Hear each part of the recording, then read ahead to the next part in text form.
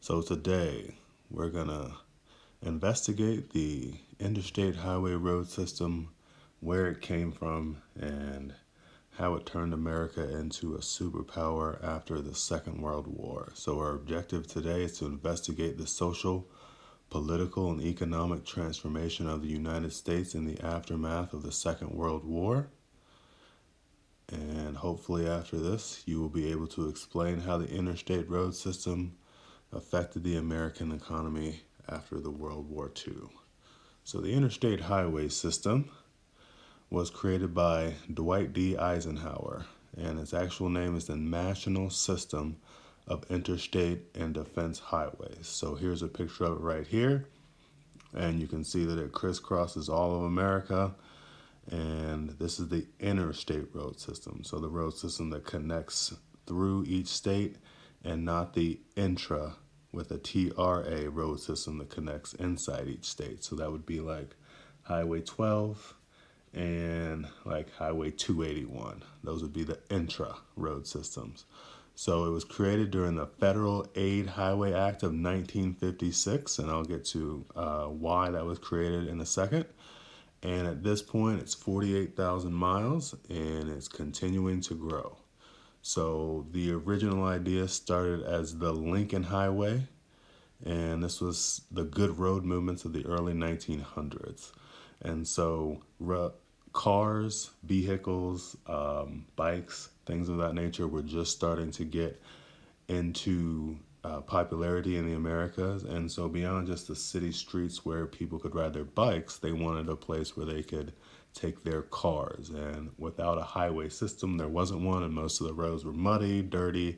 If you think about some of the side roads we have here in South Dakota, that's what they were like. And so, it was started by Carl G. Fisher. And as you can see, it starts in New York City and it ends in San Francisco.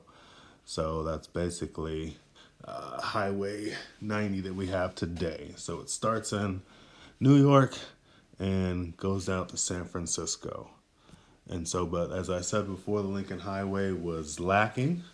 And so we created the interstate highway system, and this is how it's numbered. So from east to west, there's going to be even numbers, and you can see it starts at the bottom in Florida and Texas and Arizona at 10, and it goes up 20, 30, 40, and you got Highway 70, 80, and we're the ones that know about Highway 90 because that comes through South Dakota. So north and south, we got the odd numbers. So that's going to be Highway 29 that we know about, but it starts in California with 5 and ends where I come from with Highway 95. And so you'll see they also have interstates and highways in Hawaii and Alaska and Puerto Rico. So basically, it's the road that's put together by the federal government. And so some of the positives and some of the reasons that we started this was because commerce needed to move quickly. During World War II, it was necessary that raw materials could move throughout the states quickly. So when we needed to produce the bombs, we needed the raw materials quickly, and we talked about the nuclear bomb earlier, but the materials for the nuclear bomb came from Tennessee, they came from Washington, they came from New York City, and they all had to come together in New Mexico. So that was the precursor to this, and now as you see, you have Amazon and trucks there, and they have figured out how to move even quicker. And so with that, we can move raw materials, we can move products, and we can move, like we're going to talk about later, we can move food. So things that you normally wouldn't be able to get on the East Coast, you can get now from the West Coast and in the middle and things of that nature. And so the road system really allowed us to branch out from just the local areas, and even just the local areas around the big cities.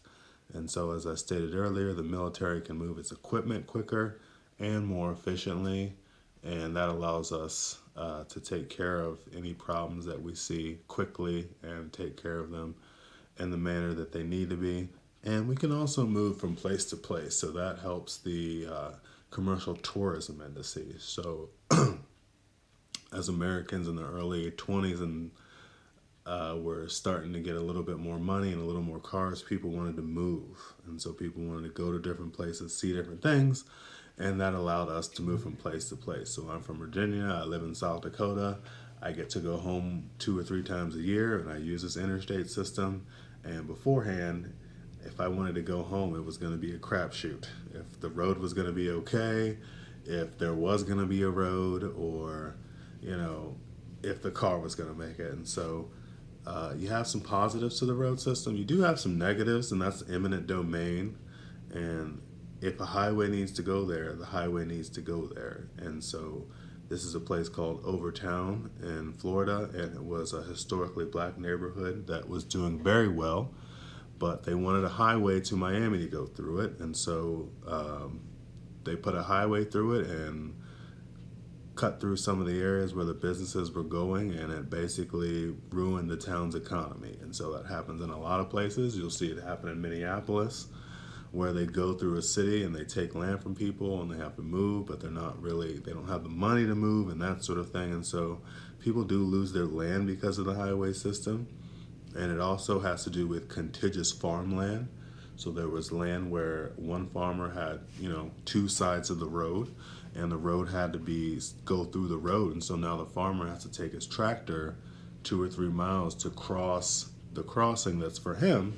And so that takes added more time to him and added work for him and added gas. And so the interstate highway system has kind of cut farming in half in some places. Wildlife habitats are destroyed. I think we've all been on the highway near deer or something, and we've had an incident with our car, and so we have to deal with that. And then there's 30,000 people that die each year from car accidents. So it's nice that we can go where we want to, but it's not all fun and games all the time. So there are some negative things with the interstate highway system, but overall, the interstate highway system has been a positive thing for the American economy. So to recap, the interstate highway system was formed by Dwight D. Eisenhower in 1956. Its formal name is the National System of Interstate and Defense Highways. And at this point, it's 48,000 miles and growing. And so the interstate has really, as you can see, crisscrossed America and allows Americans to move from one side of the country to the next side of the country in less than 3 days' time. And it only takes about 2 days from where we're at to get down to the bottom of Texas. So the interstate system has really streamlined travel for Americans, and it has allowed us to move our commerce from place to place, which really is unquestioned in around the world that we have the best road system. And so having the best road system has allowed us to build the best commerce system. And so it really has allowed us to become the superpower that we are. And I don't think that, excuse me, we would have become the superpower that we are after World War II if it was not for the road system that we have today.